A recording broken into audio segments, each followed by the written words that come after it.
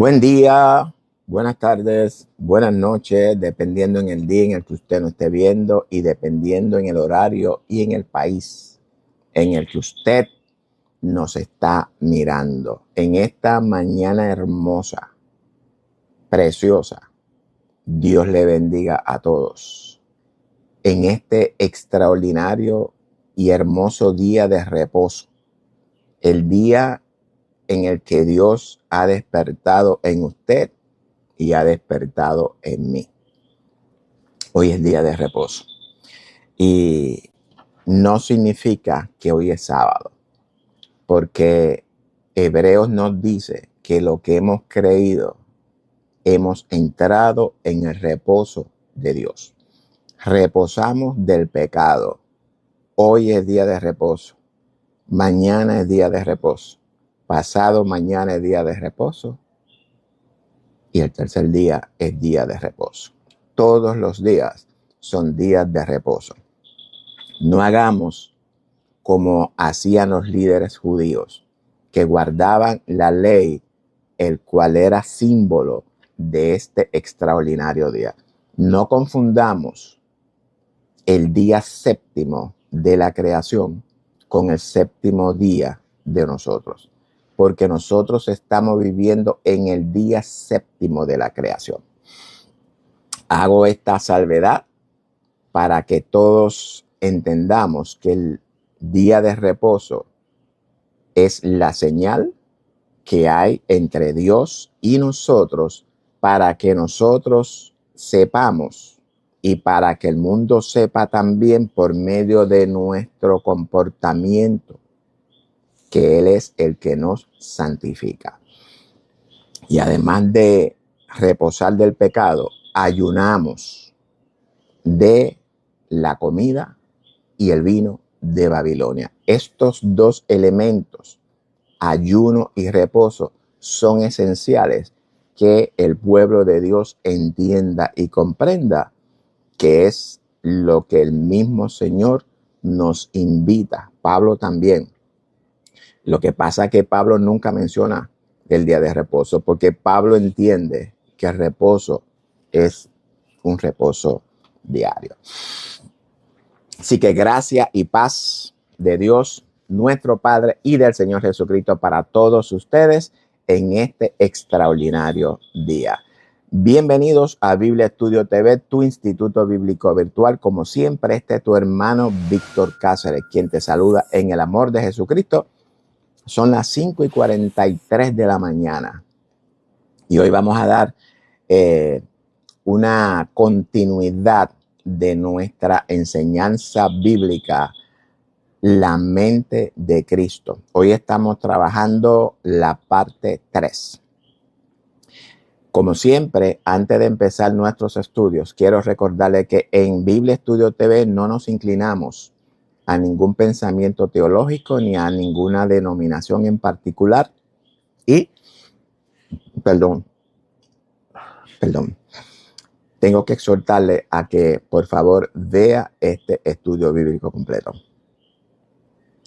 No se acostumbre a empezar a mirar algo y dejarlo a la mitad, porque eso no es disciplina. La disciplina me enseña que cuando usted comienza algo, usted lo tiene que terminar. Por favor, mire este video completo, porque todo lo que nosotros traemos aquí es edificativo para el pueblo de Dios. En el video anterior dije que íbamos a hablar de las nuevas lenguas o del lenguaje interno, esta maravillosa capacidad que Dios le ha dado al ser humano para poderse comunicar en la conciencia con su creador, y por medio de este, ¿verdad?, santuario que nosotros tenemos aquí en nuestra mente, el Espíritu Santo mora y hay una relación con nuestro creador. Y también podemos hacer muchas cosas maravillosas que vamos a hablar entonces en el próximo video de la mente de Cristo. ¿Amén? Pero hoy vamos a hablar de otra cosa. En la segunda parte de la mente de Cristo, hablamos acerca de 3 principios, los cuales nos ayudan a vivir en santidad o en la santidad en la que Dios nos exige vivir. Dios dice que seamos santos como Él es santo. Y esa santidad es importante que la iglesia la entienda, la comprenda, la discierna, porque desafortunadamente en estos últimos tiempos se predica una santidad la cual no es la santidad de Dios. El primer principio es que el estado individual de conciencia determina las condiciones y las circunstancias de la vida de ese individuo o de la persona. En otras palabras, que lo que experimentamos en la vida depende de lo que nosotros pensemos. Dice Proverbio 23:7, porque cuál es su pensamiento en su corazón, tal es él. Como es adentro, es afuera. Como es arriba, es abajo. Si usted sabe, interprete esto que estoy diciendo. Y el segundo principio es que el individuo puede seleccionar el estado de conciencia en el que él desea vivir o con el cual él desea identificarse. Es decir, que usted tiene la capacidad para elegir las circunstancias que usted desea experimentar en su vida. Porque las circunstancias son creadas por nosotros mismos. Y el tercer principio se deduce obviamente por lógica. Y es que el creyente, de acuerdo con lo que nos revela la Escritura, puede ser y poseer todo lo que Dios es y posee. Entonces, el creyente es el Hijo y posee el reino. Y esto es bien importante que nosotros entendamos.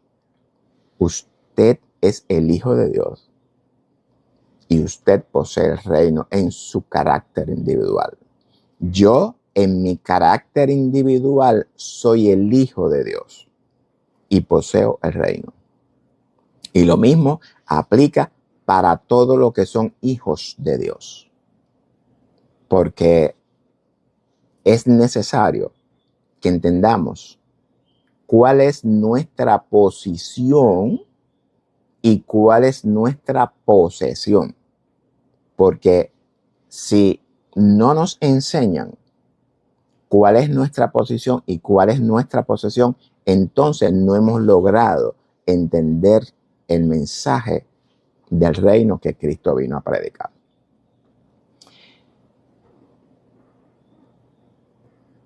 Por tanto, el Padre nos ha dado la capacidad, la facultad por medio de su Espíritu Santo, el cual actúa poderosamente en nosotros, dándonos su amor, su poder y su dominio propio.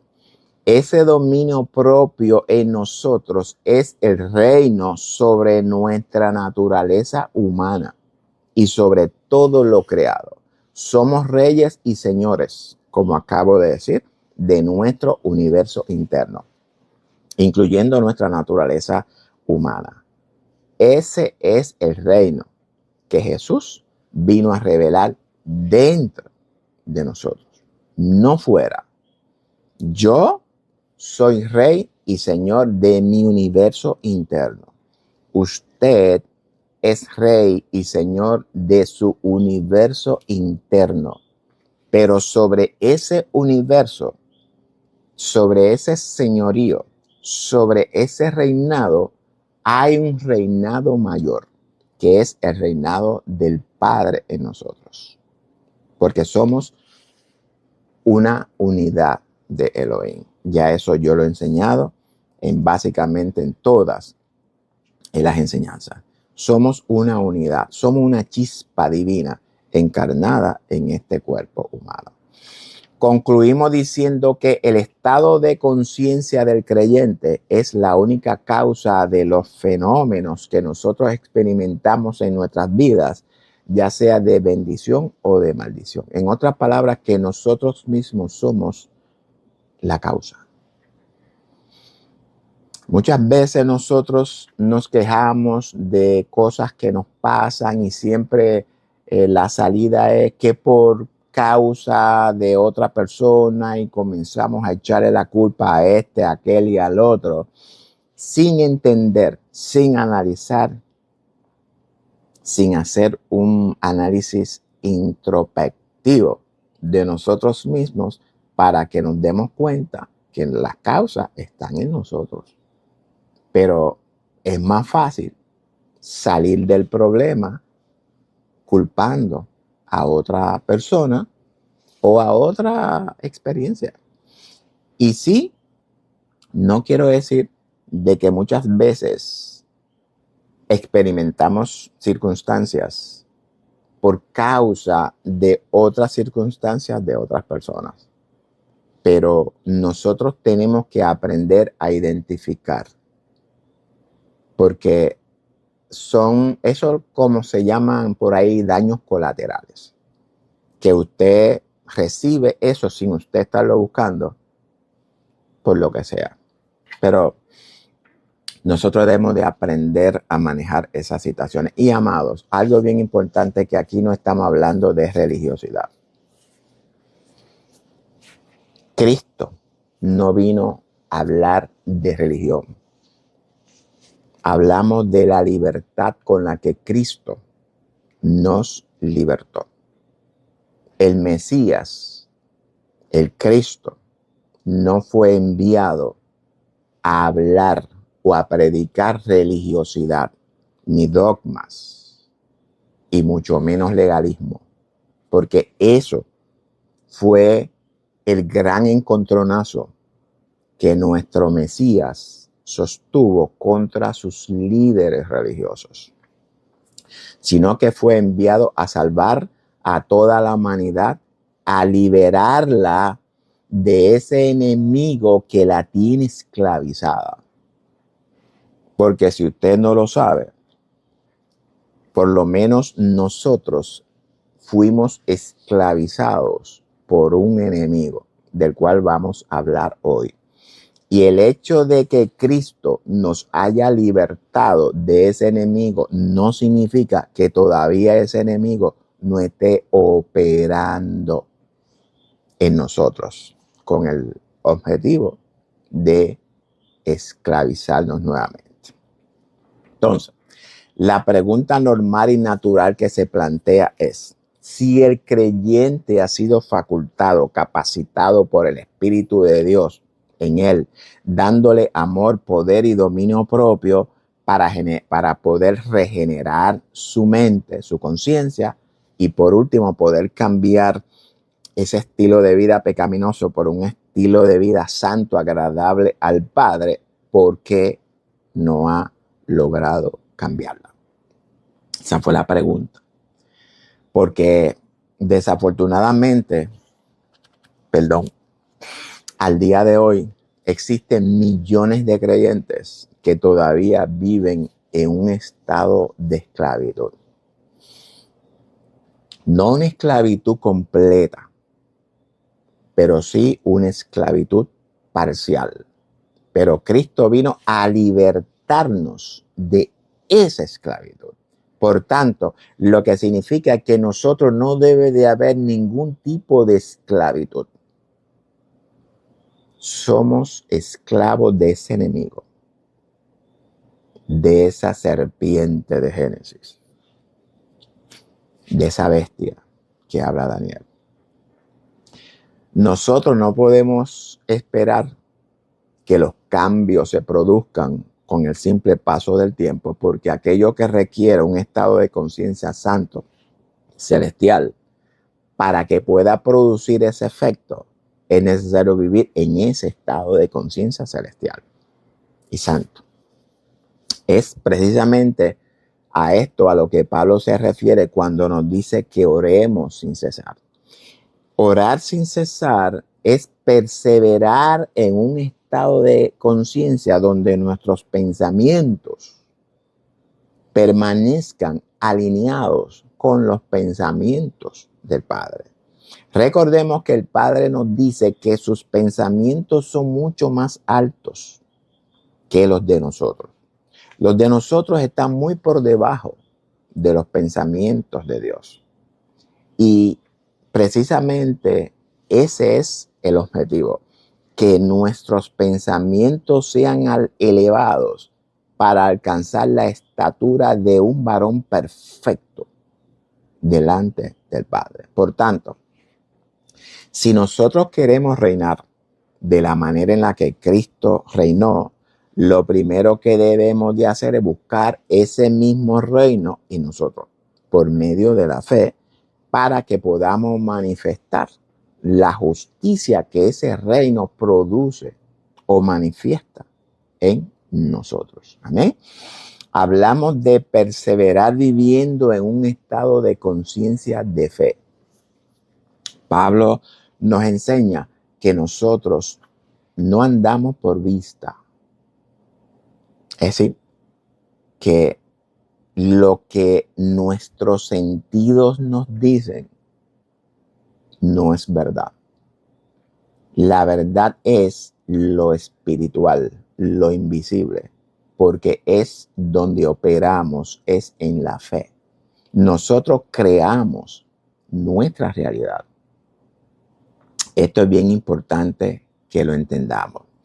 En otras palabras, que debemos de creer, tener certeza, primero, tener convicción de que ese reino se encuentra dentro de nosotros y vivir en ese estado de fe. Eso es orar sin cesar. Pablo no quiere o no pretende, ¿verdad?, enseñarnos con este orar sin cesar de que usted se detenga en todo tiempo y usted comience a orar y usted comience a pedir y comience a interceder. No. Claro, para eso hay un tiempo que usted debe de sacar para interceder por el hermano, para interceder por X o Y situaciones, para sus peticiones que usted tenga. Pero cuando hablamos de orar sin cesar, lo que quiere decir que mantengamos en nuestra mente siempre, dentro del trabajo, dentro del estudio, dentro de nuestra vida diaria, nuestra relación íntima con nuestro Creador. Eso es orar sin cesar. Jesús dice que todo lo que pidamos en oración, creyendo por fe, primeramente lo recibiremos. Pero dice creyendo por fe primero, lo que significa que en nosotros la duda no puede influir, porque la duda es la asesina de la fe. Es la que nos desenfoca de la fe. Porque cuando hay dudas, no prospera su fe. ¿Por qué? Porque hay algo que interrumpe esa fe y es necesario que nosotros aprendamos a sacar la duda de nuestro sistema. Cuando oramos, ¿qué nosotros hacemos? Nosotros sembramos la semilla o la causa de lo que nosotros queremos y esperamos, simplemente como un buen agricultor que tiene el proceso de crecimiento y lo que hacemos es todos los días vamos y la abonamos, le echamos un poquito de agüita, un poquito de esto, hasta que nazca el hijo. Cuando nazca eso o esa petición que usted tiene, cuando Dios se la cumpla, es lo que llamamos que el hijo nazca.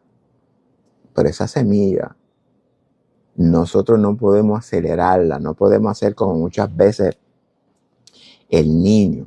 Usted le dice a un niño que la semilla tarda en crecer, pero el niño se desespera y a los 2 días va y mira y escarba a ver qué pasa con la semilla. Pues ya usted dañó el proceso, porque la semilla hay que dejarla tapadita hasta que salga a relucir el tallito.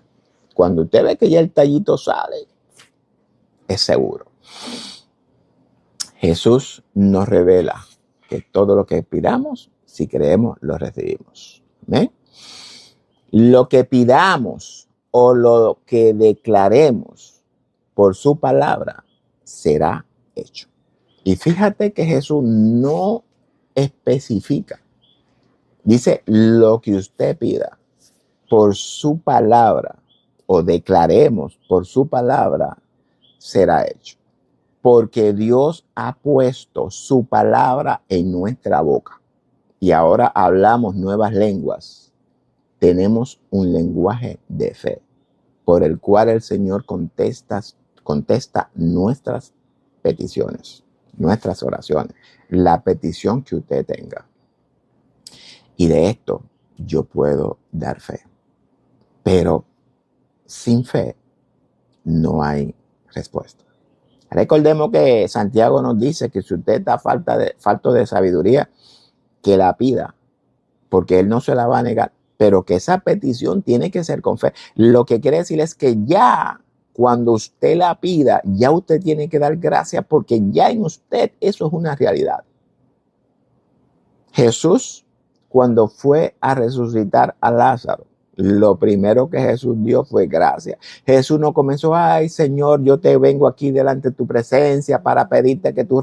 No, Jesús fue bien claro. Jesús dijo, gracias Señor, porque tú siempre oyes mi oración. Jesús de antemano dio gracias. Es decir, que ya de antemano Jesús consideró un hecho, la resurrección de Lázaro. Y ese es el ejemplo que Él nos quiere dar por medio de esa escena en las narraciones. Que nosotros debemos de creer primero para que entonces podamos recibir lo que estemos pidiendo y lo que estemos esperando o lo que sea. Y esa escena de Lázaro, aunque no la voy a explicar hoy, pero tiene una enseñanza extraordinaria que nos revela el último día. Pero, ¿verdad? De eso vamos a hablar un poquito más adelante. Bueno, en la enseñanza de hoy descubriremos el misterio de Satanás, nuestro enemigo. Obviamente, no voy a traer un estudio profundo, pero sí voy a traer algo para que podamos entender, para que podamos internalizar y conocer a ese enemigo. Lo primero que nosotros como creyentes y pueblo de Dios debemos de aprender es a conocer nuestro enemigo. Los escritores del Nuevo Testamento son los primeros que mencionan a este diablo o a este Satanás. Jesús, por su parte, también menciona a ese enemigo. Y usted me dirá, bueno, pero en las crónicas se menciona a Satanás. Job menciona a ese enemigo. Tranquilo. Esos eventos tenemos que entenderlo. Crónicas y Reyes. En uno dice que Jehová incitó y en el otro de Crónica dice que Satanás incitó. Eso tenemos que reconciliarlo. No voy a tocar ese punto ahora porque ya eso es una teología muy profunda, al igual que la de Job. Pero no deja de ser la misma naturaleza. Ese enemigo hace su aparición en la escena del huerto. Obviamente no hace su aparición como Satanás. Hace su aparición como una serpiente venenosa. También hace su aparición como una bestia, como la que revela Daniel. Pero en el Génesis encontramos la serpiente. Bueno, ¿por qué es importante conocer a nuestro enemigo? Es importante conocer el modus operandi de nuestro enemigo. Dice Pablo que nuestra guerra no es contra carne ni sangre, sino que nuestra guerra es contra principados, contra potestades, contra los gobernadores de las tinieblas de este siglo, contra huestes espirituales de maldad en las regiones celestiales, y esto lo revela en Efesios 6:12. La pregunta que nosotros debemos siempre de hacernos cada vez que, ¿verdad? Yo en lo general, cada vez que yo estoy estudiando un pasaje, yo tengo que hacerme preguntas. ¿Por qué? Porque las preguntas despiertan la curiosidad y le hace a usted buscar en su sistema, pero también le hace buscar en la palabra si usted no lo tiene en su sistema. ¿Qué Pablo quiere transmitirnos? Cuando en las Escrituras encontramos este término, carne y sangre, hace referencia a la naturaleza humana. Pablo nos dice que nuestra guerra no es contra la naturaleza humana. La pregunta que nosotros también debemos de hacernos es: ¿cuál naturaleza humana? ¿Será nuestra propia naturaleza humana o la de las demás naturalezas humanas? Vamos a dejar esta pregunta en stand-by por el momento. Pablo dice que nuestra guerra es contra principados, potestades y gobernadores de las tinieblas de este siglo. Esta terminación de este siglo es importante que nosotros la entendamos. ¿Por qué Pablo especifica de este siglo? Cuando hablamos de principados, este término en griego es arxe, que significa gobiernos, y en hebreo es mishra, que de igual manera significa gobierno o dominio. Ahora bien, dice Pablo en Colosenses 1:16 que en Cristo fueron creadas todas las cosas, las visibles e invisibles, ya sean tronos, dominios, principados, potestades, todo fue creado por medio de Él y para Él. Entonces, si en Cristo fueron creados todos estos principados, potestades y gobiernos, también debemos de preguntarnos cómo es posible que estemos luchando contra la propia creación de Cristo. Porque el texto habla por sí solo, amados.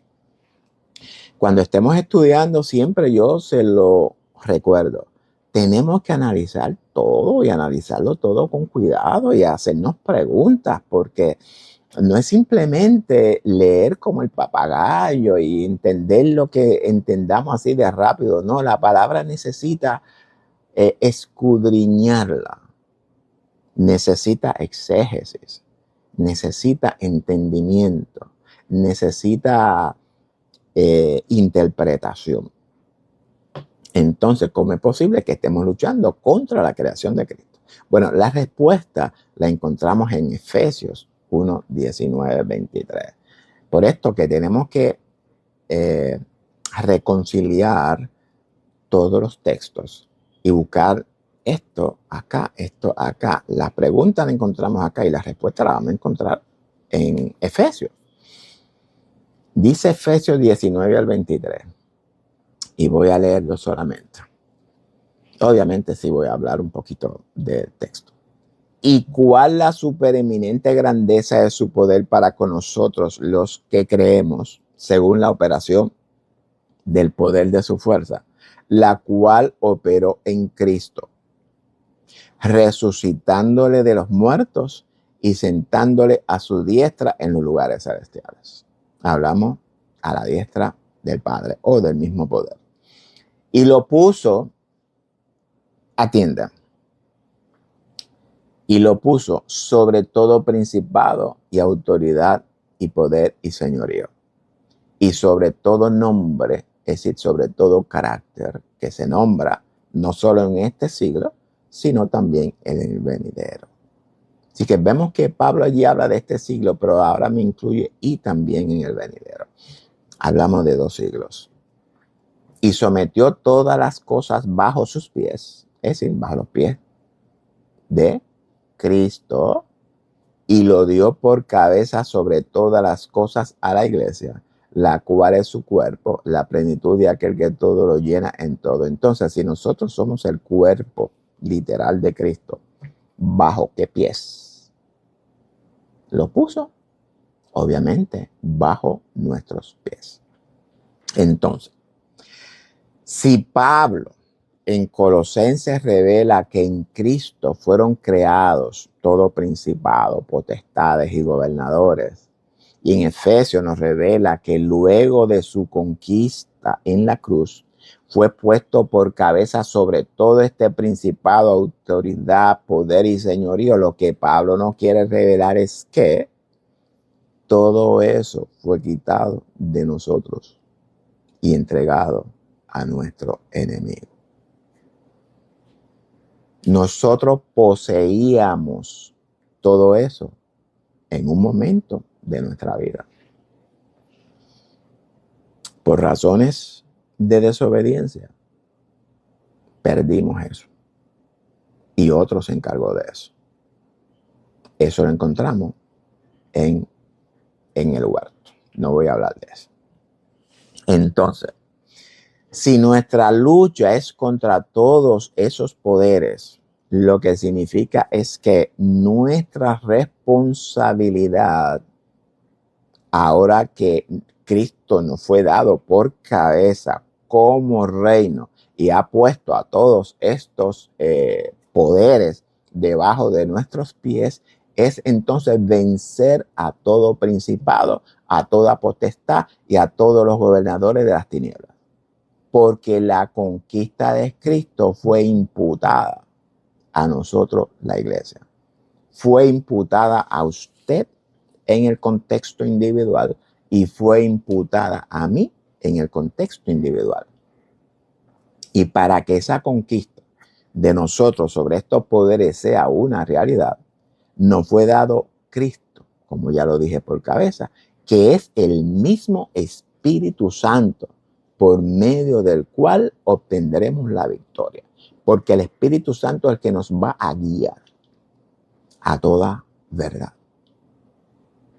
Recuerden que no estamos hablando aquí de religiosidad. Hablamos de batallas, de conquistas y de victorias. Eso es el mensaje de Cristo y eso es el mensaje que vemos plasmado en todas las historias bíblicas. Porque desafortunadamente se nos ha metido un espíritu de religiosidad en nuestras congregaciones, que dicho sea de paso, nos está matando como estuvo matando a los líderes judíos por su religiosidad. La pregunta es, ¿dónde encontramos a esos principados, potestades y gobernadores de las tinieblas manifestados? Y vamos ahora a dar por terminada esta primera parte y vamos entonces ahora a continuar con la segunda parte. Así que adelante con la segunda parte.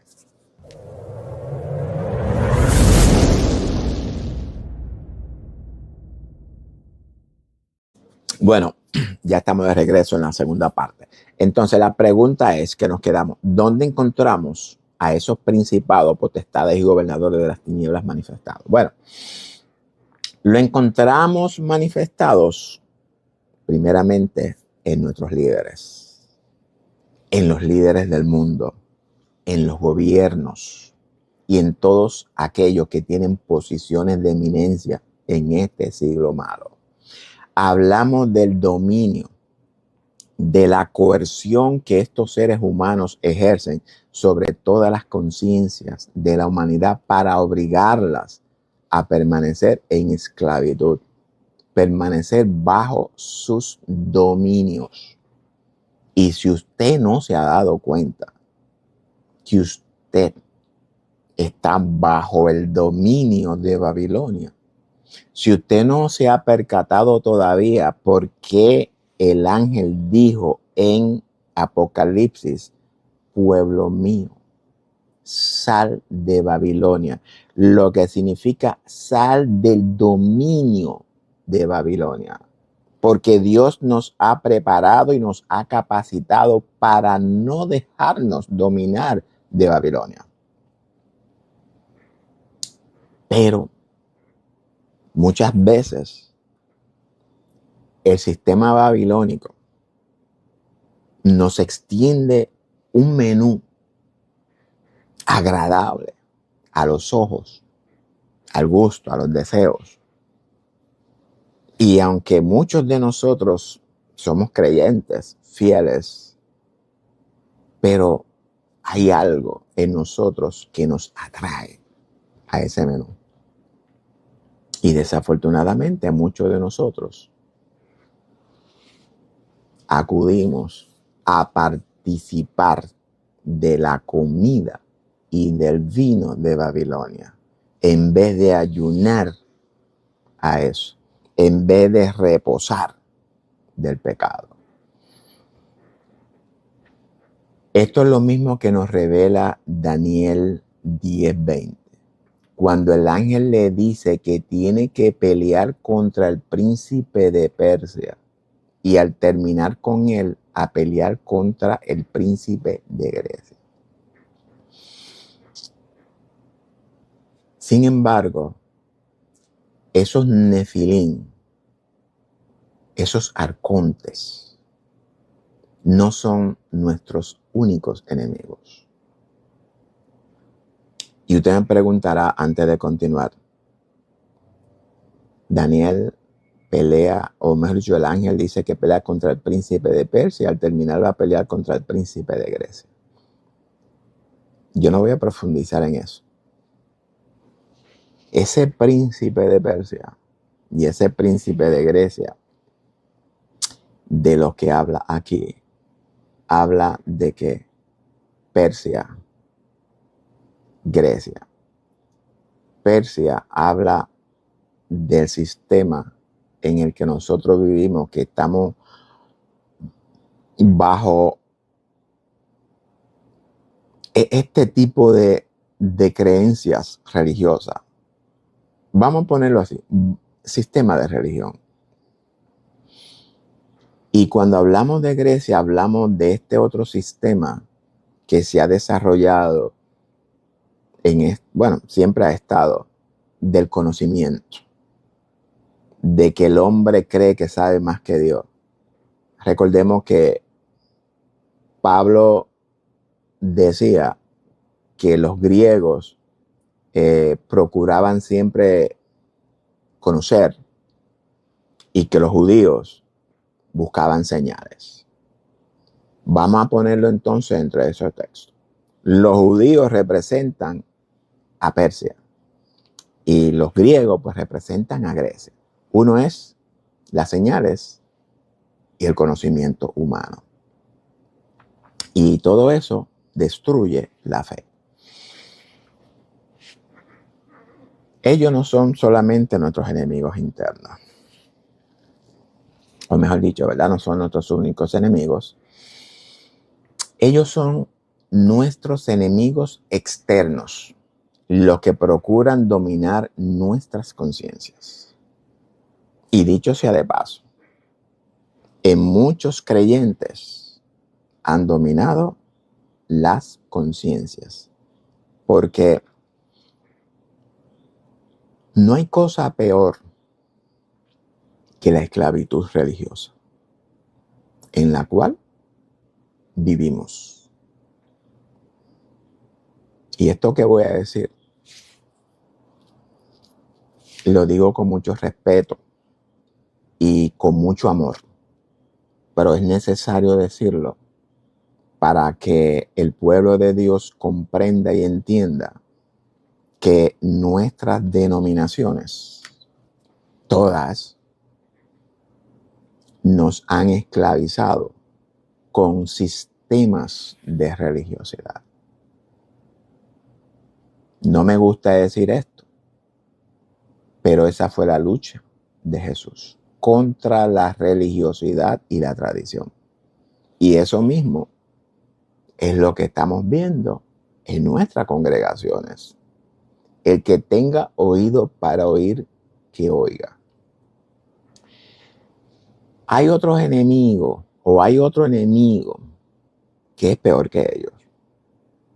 Y ese enemigo duerme con nosotros.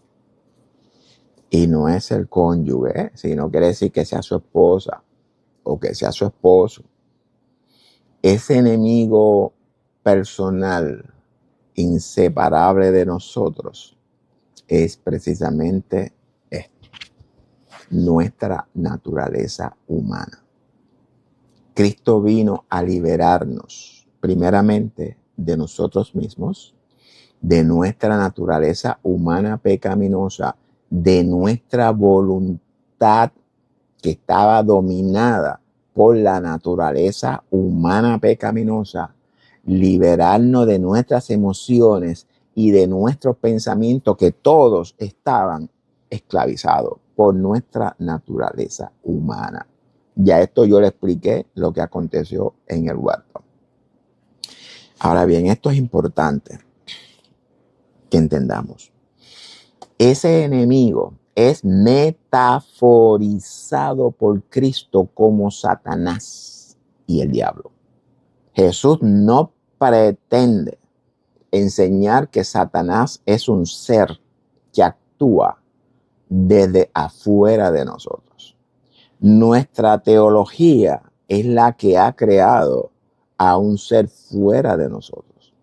Satanás, diablo, serpiente, bestia son figuras retóricas usadas por los escritores bíblicos para ilustrar la causa del pecado en nosotros.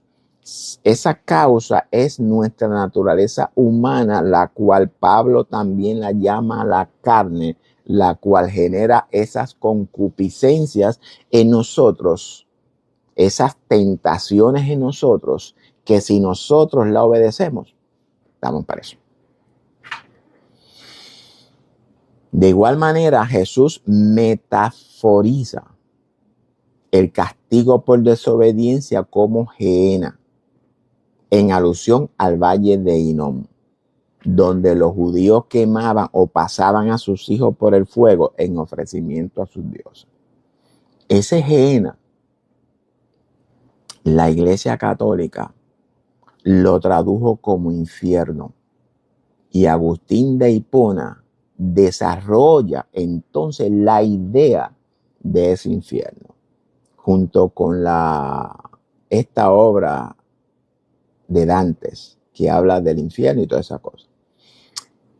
Sin embargo, Jesús no pretendió establecer un principio de ese infierno, sino más bien un principio del castigo por culpabilidad, el cual sería visto en el concilio, o como llama Apocalipsis, metafóricamente hablando también, el juicio del trono blanco. Traje esto solamente para el conocimiento de la iglesia. Y lo mismo vimos con Satanás y el diablo. Entonces, estamos en guerra con dos poderosos enemigos, los cuales ya fueron vencidos en la cruz del Calvario. Hablamos de nuestra naturaleza humana y el carácter del mundo, el cual está dominando o está siendo dominado por la naturaleza humana del mundo. Nuestro Padre los ha puesto por estrado de nuestros pies. Eso lo vimos en Efesios 1:22. Que el Padre puso a Cristo por cabeza y puso todos estos poderes y dominios debajo de los pies de Cristo. Y lo puso por cabeza, que es sobre nosotros la iglesia, que somos el cuerpo de Cristo. Y aprendimos que, obviamente, si nosotros somos el cuerpo de Cristo, pues entonces esos poderes fueron puestos debajo de nuestros pies. Y esto, amado, es importante que la iglesia entienda, porque eso no se enseña en nuestras congregaciones. Las predicaciones de hoy están totalmente fuera del contexto. Ahora bien, si nuestra lucha es contra nuestra naturaleza humana, ¿por qué Pablo dice que nuestra lucha no es contra carne ni sangre? Entonces, ¿se contradice Pablo? No, Pablo no se contradice. Pablo está bien seguro de lo que enseña. Nuestra naturaleza humana puede ser nuestra peor enemiga, pero a la misma vez es nuestra mejor aliada. Eso es así. Es nuestra responsabilidad cuidarla, alimentarla bien, darle ejercicios, mantenerla en forma, porque al final es nuestra casa y estaremos juntos hasta el final. Así que la lucha no es contra esa naturaleza humana. Entonces, ¿cuál es el problema? El problema radica en que muchos de nosotros no hemos aprendido o nadie nos ha enseñado a ejercer dominio sobre ella. No hemos entendido que nuestro Padre nos ha dado a Cristo por cabeza. Darnos a Cristo por cabeza significa darnos el reino sobre nuestra naturaleza humana. Dice Génesis 1:26 que fuimos creados para señorear sobre todo lo creado.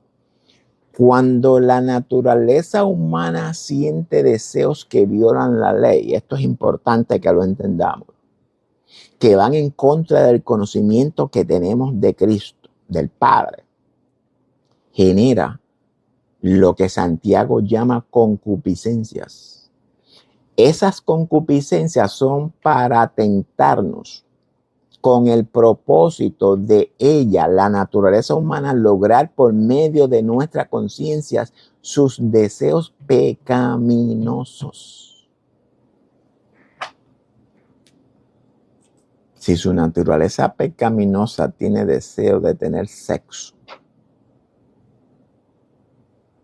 con alguien que no es su esposa o su esposo, o que no sea contraria, ¿verdad?, a su naturaleza humana, y ella insiste, y usted en su conciencia cede a esa tentación, y usted cumple el deseo sexual de esa naturaleza humana, pues eso es lo que significa aquí. O sea que si usted se deja tentar de ella, como pasó con Eva, se deja seducir y usted cede para satisfacer sus deseos pecaminosos, Santiago nos dice que esa acción en usted engendra el pecado y da a luz la muerte. Y esa muerte es la separación de su Padre Celestial. En otras palabras, que usted vuelve a colocar el velo que lo separaba de la presencia del Padre en usted. En otras palabras, y lo traje bien grave para que lo entendamos, que posiblemente nos encontramos pisoteando la sangre o el sacrificio de Cristo hecho a su favor o a nuestro favor. Eso es para que nosotros entendamos la seriedad de nuestras concupiscencias que están en nosotros. Y eso es lo mismo que nos revela Génesis en 4:7, referente a Caín.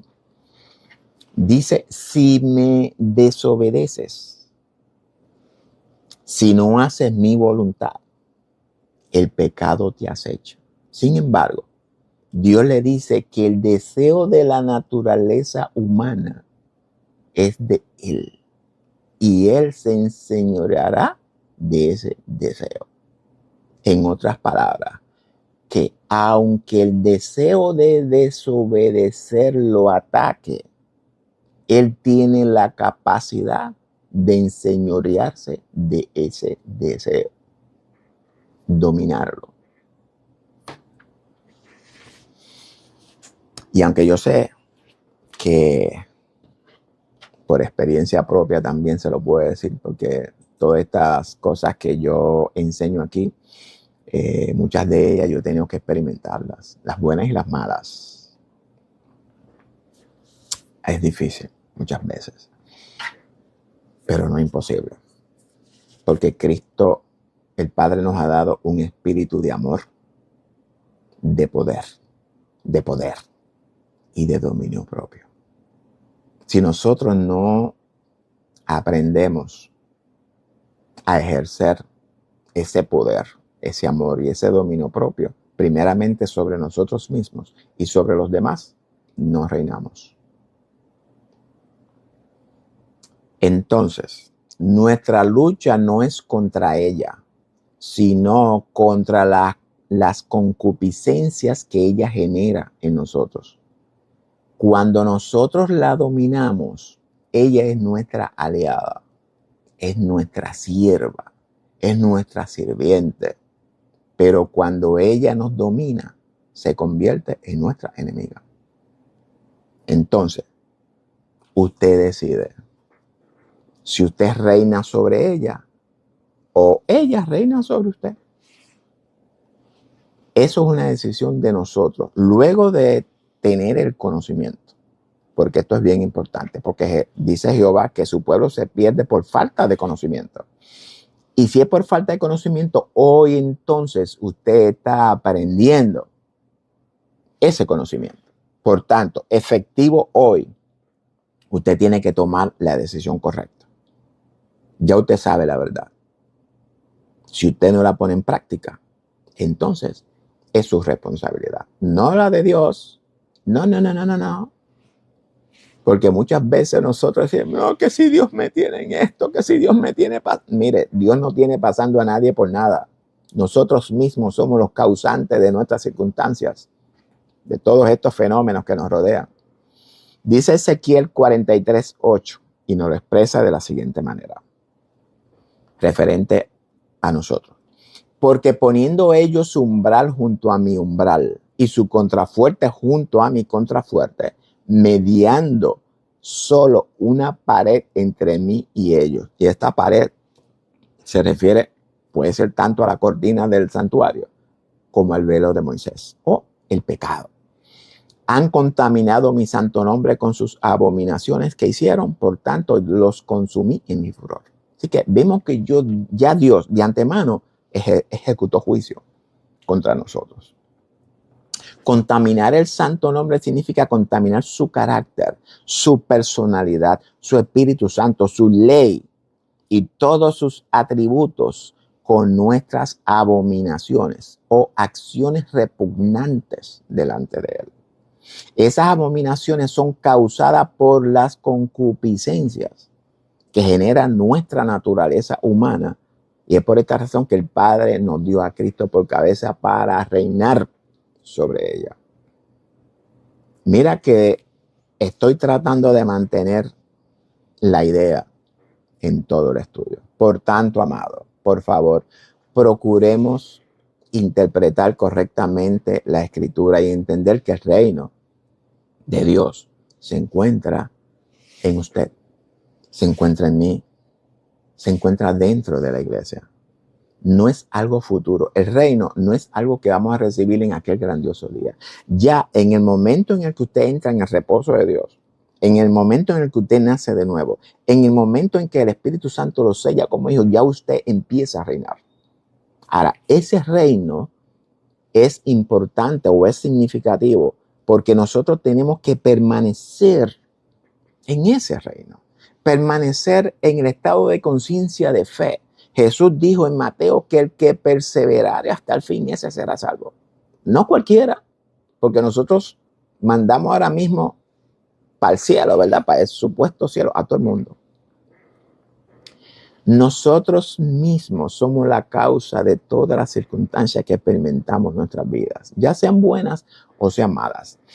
Si no aprendemos a conocer a nuestro enemigo, ese enemigo que se encuentra en nosotros, no fuera de nosotros, nunca lograremos vivir conforme a las obras que Dios preparó de antemano para que viviésemos. Esas obras son las del reino. El reino de Dios en nosotros es el dominio propio de nuestra conciencia. de nuestros pensamientos, de nuestras emociones.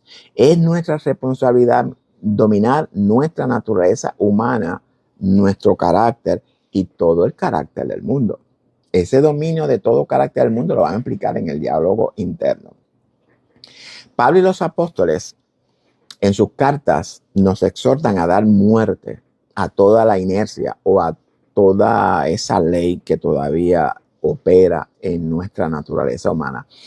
El Padre ha puesto en nuestras mentes todos los recursos necesarios para obtener la victoria sobre nuestra naturaleza humana y sobre las conciencias de todos aquellos que intenten de una manera u otra dominar o influenciar sobre nuestro reino interno. Segunda de Pedro 1:3 dice que todas las cosas que pertenecen a la vida y a la piedad nos fueron dadas por su divino poder, mediante el conocimiento de aquel que nos llamó por su gloria y excelencia, por medio de las cuales nos ha dado preciosas y grandísimas promesas, para que por ellas, por las promesas, por todas esas promesas, lleguemos a ser participantes de la naturaleza divina, habiendo huido de la corrupción que hay en el mundo a causa de la concupiscencia. Y esto no lo digo yo. Eso lo dice Pedro. La roca. La fe. Hablamos que entonces que la concupiscencia es lo que está ahora mismo dominando a toda la raza humana. Pablo en Efesios 1 nos dice que Dios nos bendijo con toda bendición espiritual en los lugares celestiales. Esos lugares celestiales simbolizan nuestra mente, nuestra conciencia. Dice Pablo que ya somos bendecidos, ya nos bendijo.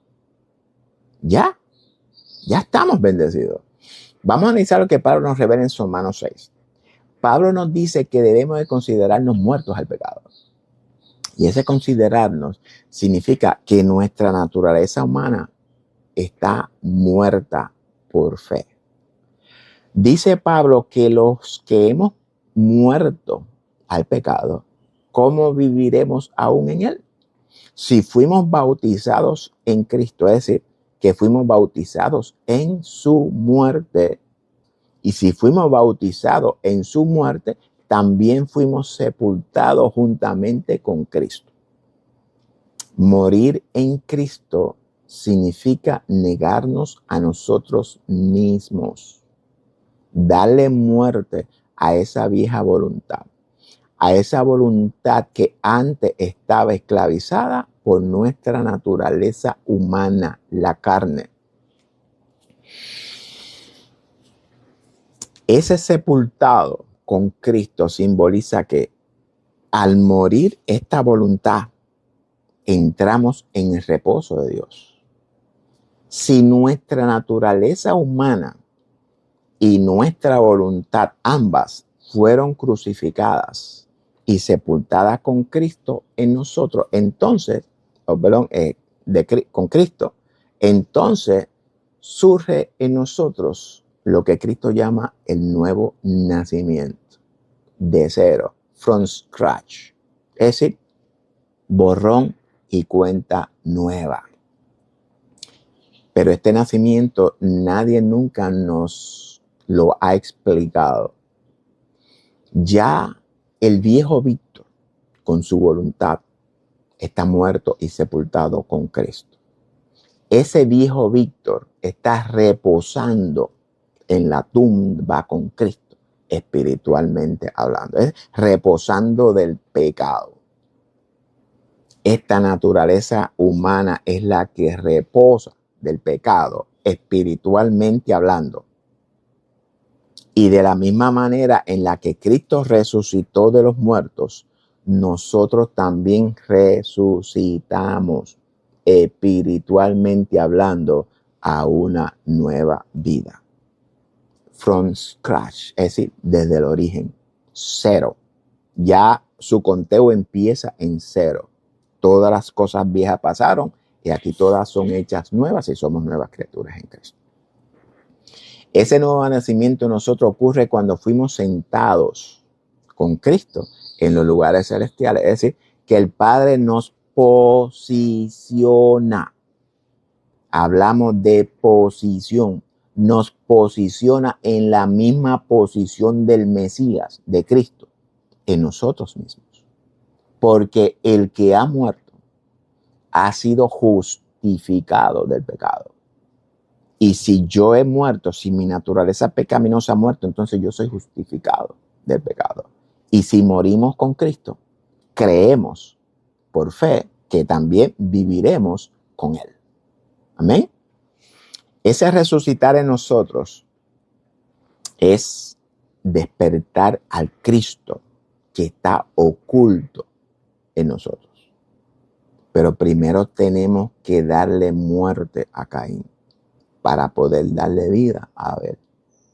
La palabra de Dios nos enseña que todos aquellos que están abiertos al aprendizaje, al conocimiento del único y verdadero Dios y de Jesucristo, al quien le ha enviado, y son transformados por medio de la renovación de su entendimiento, son los que tendrán vida eterna y heredarán las riquezas del reino.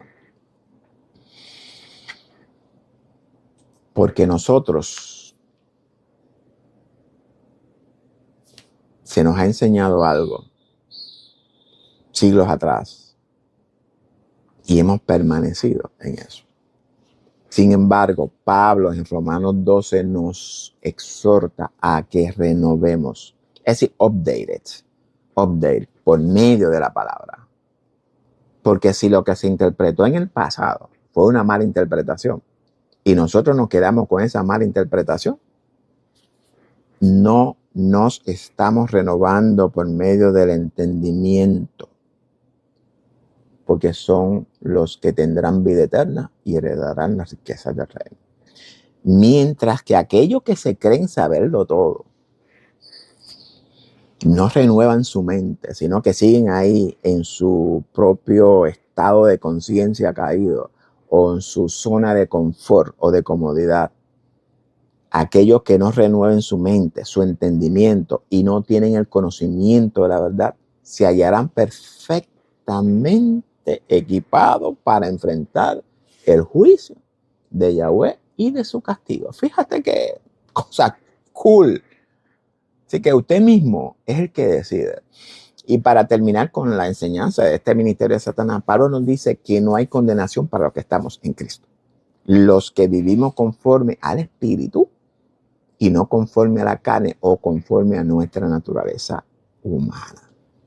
Porque ya está muerta, ya está sepultada, está reposando el pecado. Y eso es por fe. El asunto con nuestro enemigo, Satanás, nuestra naturaleza humana y nuestra relación con el pecado, no podemos explicarlo en su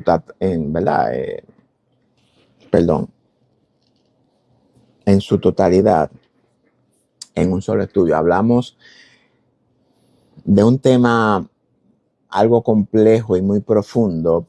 Por tanto, hoy solamente he traído algo para que todos ustedes tengan una idea y puedan comprender quién es nuestro verdadero enemigo. Un enemigo que habita en usted, no fuera de usted.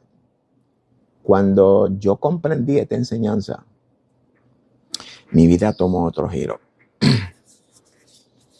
Ahora yo conozco a mi enemigo. Yo conozco el modus operandi de él. Por tanto, vivo watch him, observándolo. Por eso es que yo he adquirido, ¿verdad? La habilidad de analizar mis pensamientos cuando me llegan. Ahora estoy pendiente a discernir cada pensamiento que llega a mi mente, a cuestionarlos, a desechar eso que se levantan en contra del conocimiento que yo tengo de mi Padre, de mi Cristo, y los llevo cautivo a la obediencia a Cristo. El objetivo de esta enseñanza es traer luz a nuestra conciencia con el propósito de que vayamos despertando el Espíritu de Dios en nosotros, avivando el fuego, como le dice Pablo a Timoteo, avive el fuego que hay en ti, porque muchos lo tenemos apagados. Porque me parece que estamos saboreando otro evangelio. Y estamos moldeando nuestras mentes con otras enseñanzas diferentes a la de Pablo. Amado, la manifestación del Señor en nosotros está cerca. Pablo dice que faltan dos cosas. Una de ellas, puedo decir, que está cumpliéndose en su totalidad. Pablo dice que el Señor no vendrá sin que antes venga la apostasía, la cual ya es una realidad en la iglesia. Si usted no se ha dado cuenta, analice bien.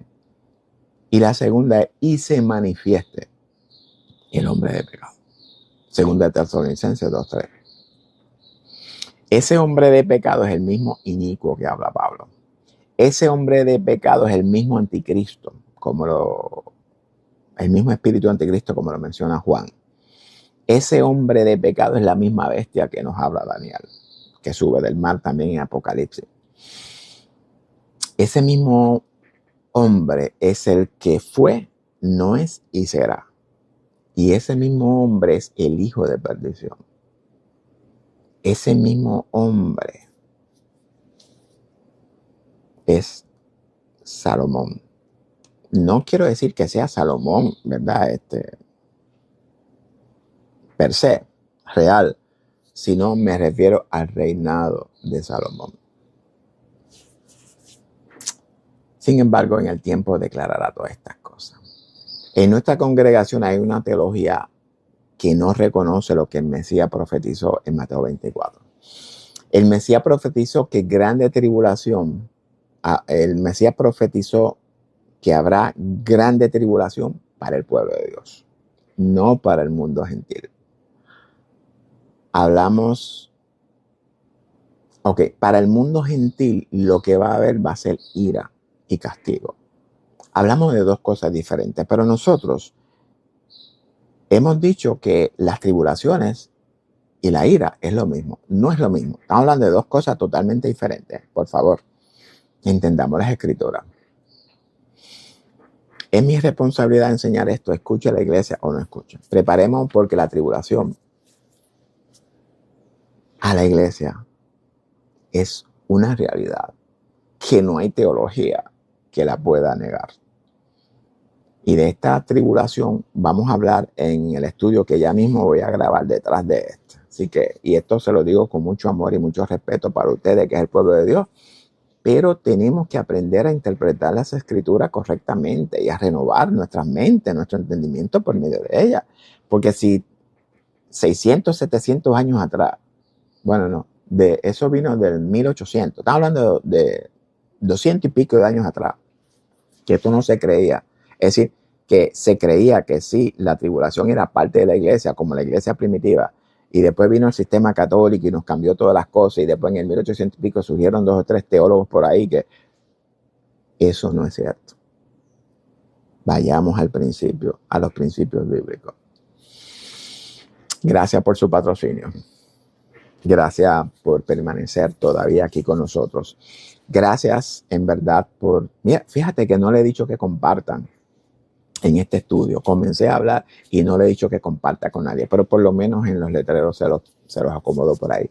Pero si en verdad usted entiende que este estudio ha sido de edificación para su vida, de crecimiento para la iglesia, y usted entiende que hay hermanos que necesitan conocer esto que usted ha aprendido hoy acerca de ese enemigo, yo entiendo que su responsabilidad debe ser de compartir este estudio con todos sus hermanos en la congregación, con todos sus amigos y familiares, con todas las personas y con todo el mundo.